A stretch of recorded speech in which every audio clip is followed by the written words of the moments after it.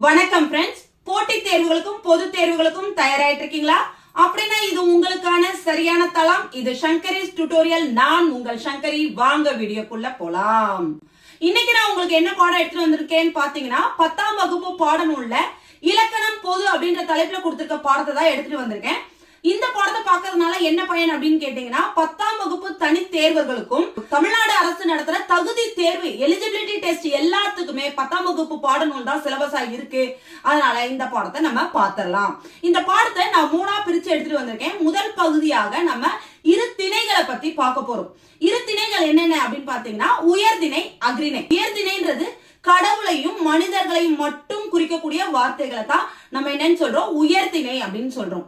அடுத்தது அக்ரிணை. அக்ரிணைனா என்ன அப்படின்னா அல் திணை அப்படின்னு சொல்லுவாங்க. அதாவது உயர்திணை அல்லாத மற்ற எல்லாத்தையும் குறிக்கிறதுக்கு அக்ரிணைன்னு பெயர். அடுத்து நம்ம பார்க்க போறது ஐம்பால்.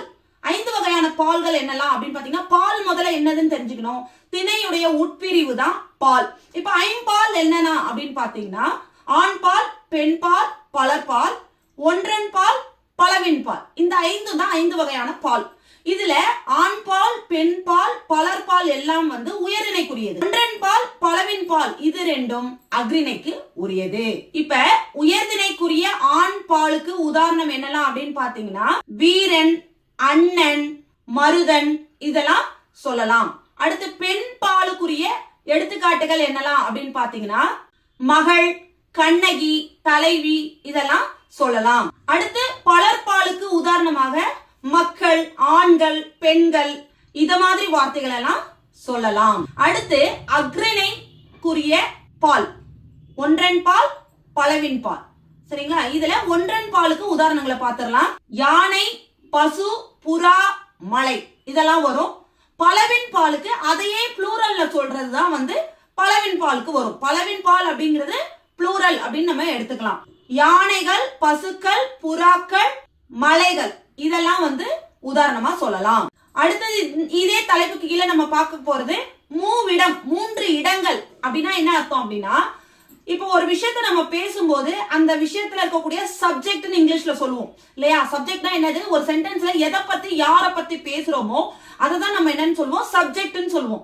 அததான் இங்க தமிழ்ல இடங்கள்னு கொடுத்துருக்காங்க. 3 இடங்கள் கொடுத்துருக்காங்க. அந்த 3 இடங்கள்ல என்னெல்லாம் வரும்னு பாத்தீங்கன்னா தன்னிலை, முன்னிலை, படர்க்கை இந்த 3 வகைகளும் வரும். இதுல தன்னிலை அப்படின்றது நம்மளை பத்தி பேசுறது. நான், எனக்கு, என்னுடைய அந்த மாதிரி பேசுறதெல்லாம் என்னது? தன்னிலை.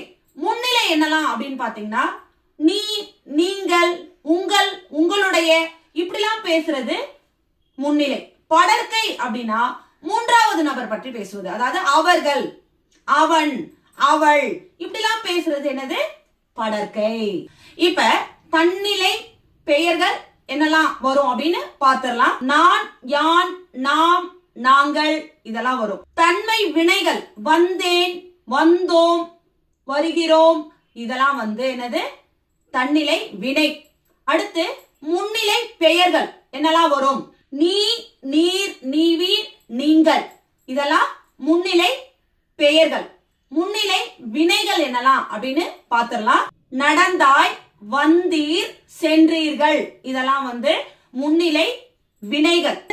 படர்க்கை பெயர்கள் அவள், அவன், அவர், அது, அவை, வந்தான், வந்தனர், வந்தார்கள், வந்தீர்கள், பறந்தது, பறந்தன இது எல்லாமே படர்க்கை வினை சொற்கள். இந்த இடத்துல இந்த பாடத்தை நான் முடிச்சுக்கிறேன். ஆனா இந்த பாடத்தோட கண்டினியூட்டி நாளைய வீடியோல வரும். மீண்டும் இன்னொரு காணொளியில் உங்களை சந்திக்கிறேன். வெற்றி பெற வாழ்த்துக்கள். நான் உங்கள் சங்கரி.